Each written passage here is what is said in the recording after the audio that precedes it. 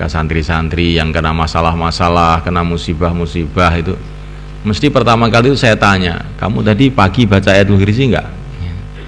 Mesti jawabnya tidak. Atau waktu baca ngantuk. Maka kita ini harus belajar semua amalan itu dengan penuh konsentrasi, dengan memenuhi syarat-syaratnya. Saya teringat di Aceh itu ada satu kampung, di situ ada beberapa santri di kampung itu. Ketika melihat tsunami itu, maka santri itu bareng berteriak azan. Akhirnya kampung itu selamat. Ini betul. Saya dikasih cerita sama orang Aceh. Jadi azan itu termasuk fadilahnya adalah mengamankan kampung itu dari azab Allah. Ya semua amalan itu sama saja semulai kan, tentu pakai syarat.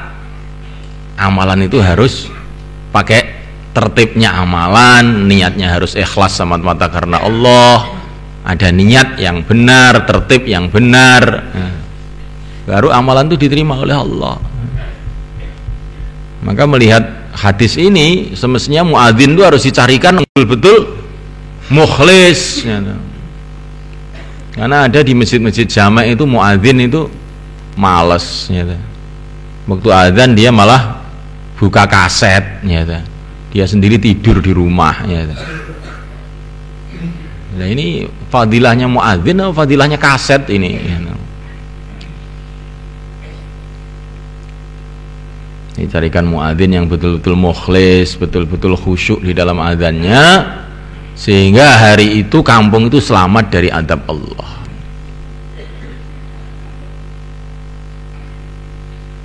Ini penting. Setan tuh pandai di kampung-kampung itu, namanya muadzin diserahkan anak-anak kecil, sehingga main-main azannya itu. Nah ini yang belum memenuhi syarat, namanya belum memenuhi syarat untuk jadi bentengnya kampung itu dari azab Allah.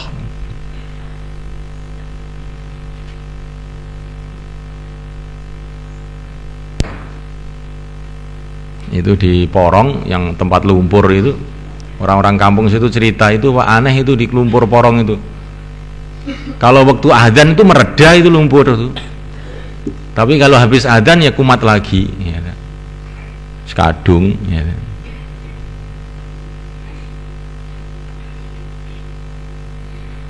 La ilaha illallah, la ilaha illallah. Jadi kita ini nggak tahu rahasia-rahasia yang terkandung dalam amalan. Maka amalan itu dijaga betul-betul gitu. Jangan kamu kira amalan itu diberikan oleh Allah itu hanya untuk menyusahkan kita saja. Ya, kok amalan lagi, amalan lagi, amalan lagi. Padahal amalan itu diberikan oleh kepada kita untuk keselamatan kita. Termasuk adzan ini, zikir-zikir, baca Quran dan sebagainya. Ya, kalau orang itu belum kena musibah, ya itu belum terasa.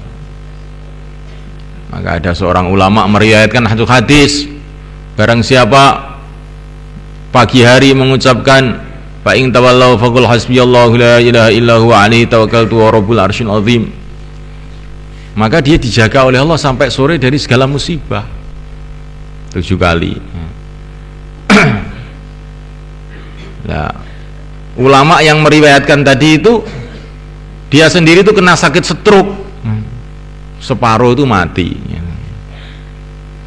Maka muridnya yang mendengar kiai tadi itu melongo saja, ini kiai itu bilang begitu, tapi dia sendiri kok nyatanya kok stroke, kena musibah katanya. Maka faham kiai tadi, waktu saya kena stroke itu pagi itu saya nggak baca, saya lupa ya. Akhirnya ya kena stroke begini ini. Jadi seumpama kita ini tahu bagaimana fadilah amal dengan sebenarnya nggak berani itu ninggalkan zikir.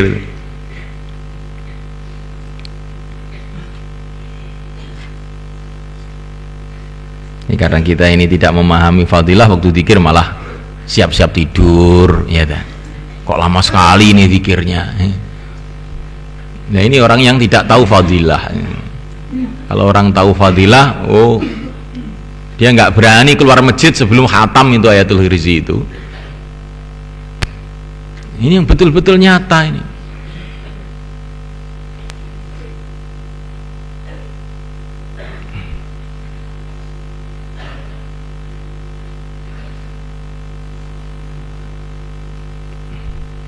Maka santri-santri yang kena masalah-masalah, kena musibah-musibah itu, mesti pertama kali itu saya tanya, kamu tadi pagi baca ayatul kursi enggak? Mesti jawabnya tidak. Atau waktu baca ngantuk. Maka kita ini harus belajar semua amalan itu dengan penuh konsentrasi.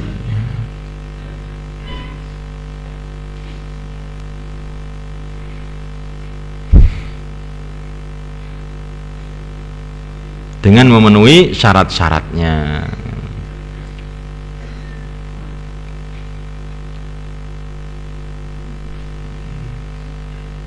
Maka diceritakan ada ini satu tempat yang banyak setannya di situ. Satu rumah, setiap orang di rumah itu langsung disekik sama setan mati, cekik setan mati. Maka ada seorang ulama mau membeli rumah itu pada pemiliknya. Oh jangan Syekh, ini orang masuk sini mati ini sudah.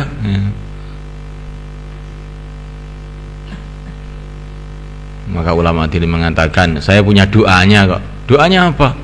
Ayat kursi katanya. Itu orang-orang yang dulu itu juga baca ayat kursi ya. Tapi nyatanya mati juga gitu.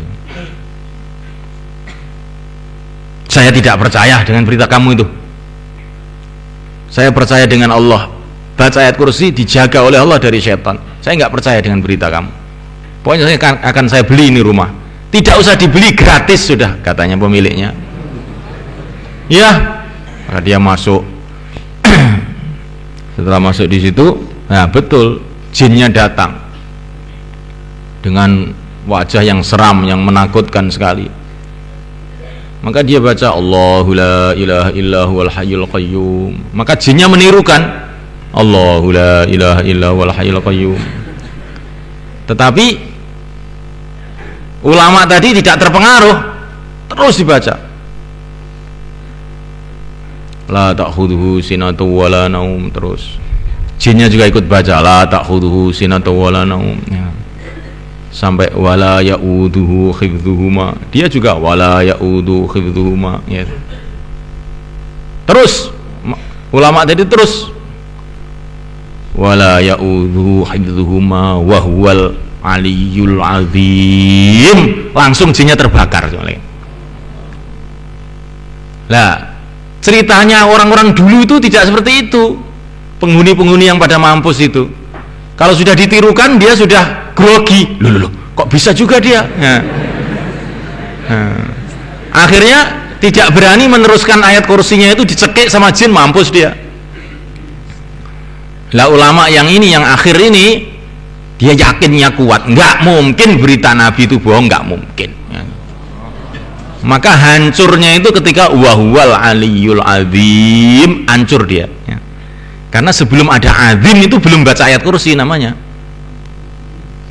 Lah penghuni-penghuni dulu ini imannya lemah ya. Baru ditirukan aja sudah bingung dia, akhirnya nggak bisa menirukan, ketakutan, cekik, mampus ya. Nah ini kamu renungi betul-betul ini. Jadi amalan itu punya kekuatan itu kalau orang itu punya yakin gitu. Ini nanti pasti sampai azim, seperti jurus itu sampai itu sudah mesti kena itu. Nah gitu. Jangan ditirukan sama jin itu sudah ketakutan, akhirnya nggak bisa meneruskan, mentalnya jatuh, disekik, mampus. Mafhum ya kawan. Wa Nabi Hurairah radhiyallahu ta'ala anhu qala Rasulullah sallallahu alaihi wasallam, idza nudiya, bila dikumandangkan bis sholati dengan dikumandangkan bis sholati dengan salat, maksudnya adzan, adbara mengkalari asyaitanu, syaitan, walahu baginya duratun, kentut, hatta la yasma, sehingga dia tidak mendengar at-ta'dzina adzan. Rawahul Bukhari wa Muslim. Masya Allah. Setan tuh nggak mau dengar azan tuh nggak mau.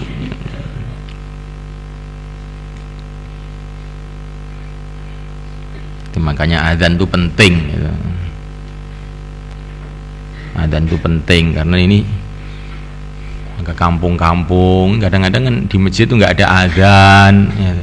Ini bahaya, ini akan memperbanyak setan yang ada di kampung itu. Maka azan itu bukan hanya undangan untuk sholat, tapi ada fadilah-fadilahnya.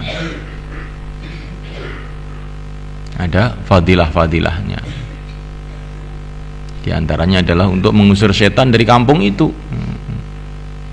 Nah, setan itu adalah sumber daripada kejahatan-kejahatan.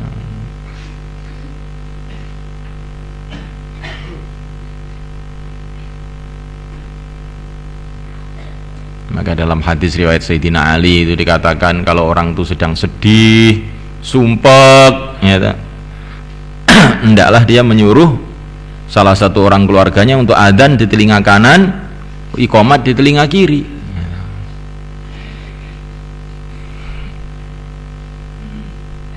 Karena kadang-kadang sumpek hati, tidak enak hati itu daripada syaitan mengganggu hati manusia.